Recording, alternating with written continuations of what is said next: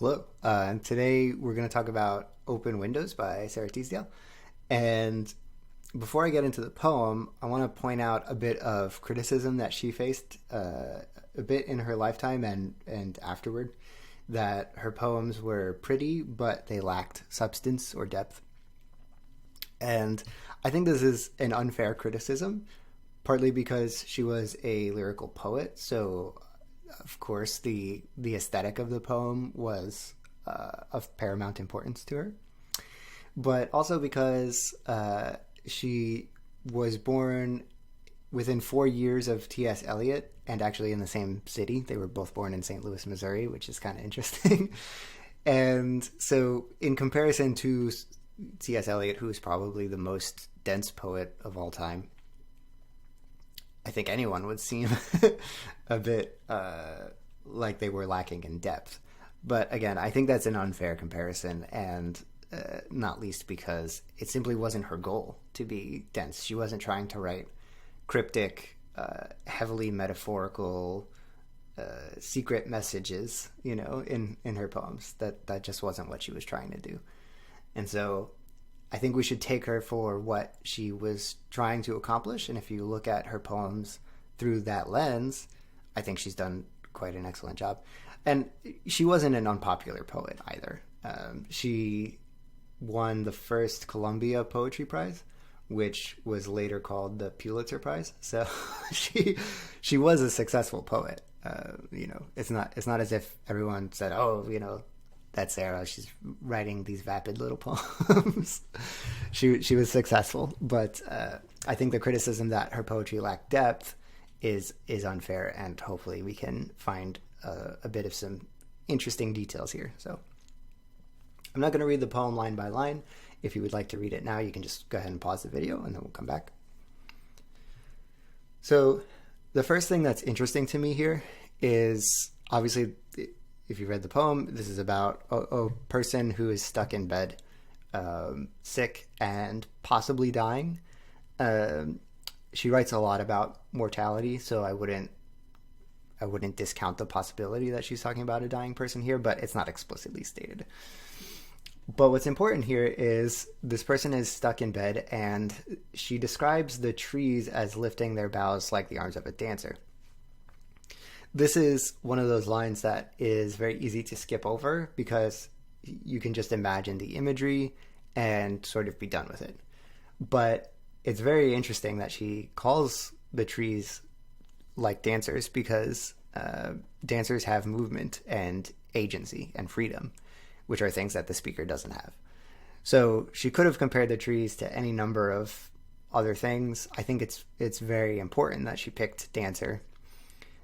Not just for the rhyme scheme, but also because it helps us sort of the speaker is so upset about their immobility that they even see a tree, which is probably the most static form of life out there, as having movement and freedom. So it's a very interesting comparison.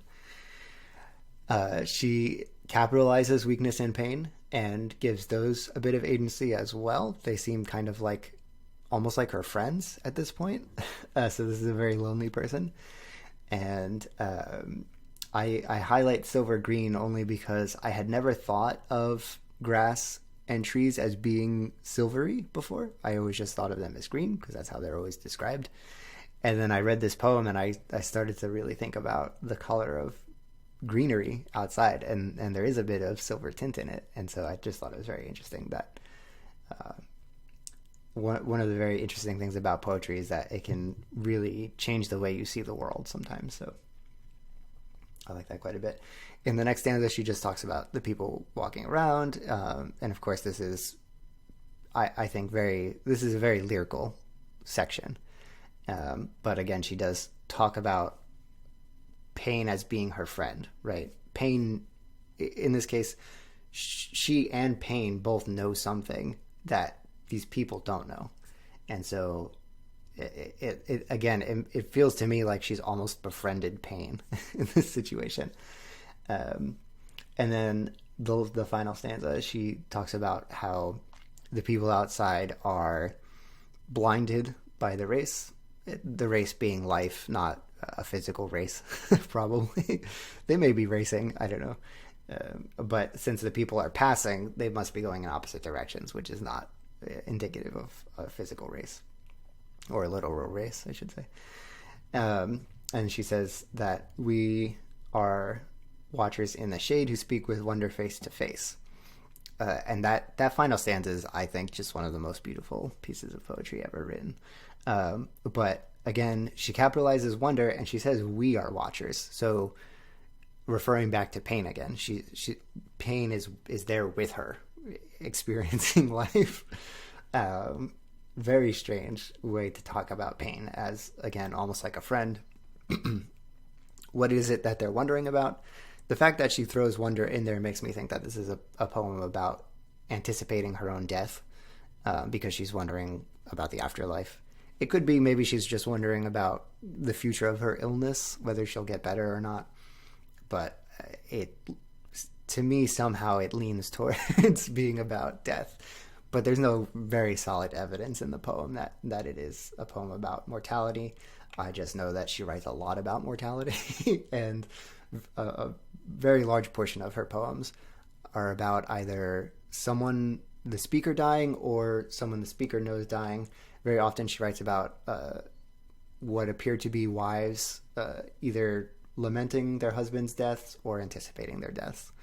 And so it would be characteristic if the wonder refers to the wonder of the afterlife rather than just the course of her illness. But nonetheless, certainly there is less to pull apart here than, again, something like T.S. Eliot or,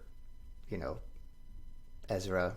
I don't know. But nonetheless, I think there is depth here. There's a lot of interesting stuff that we can look at that maybe don't seem obvious at first. But again, to criticize a lyrical poet for writing poems that sound pretty is, I think, pretty.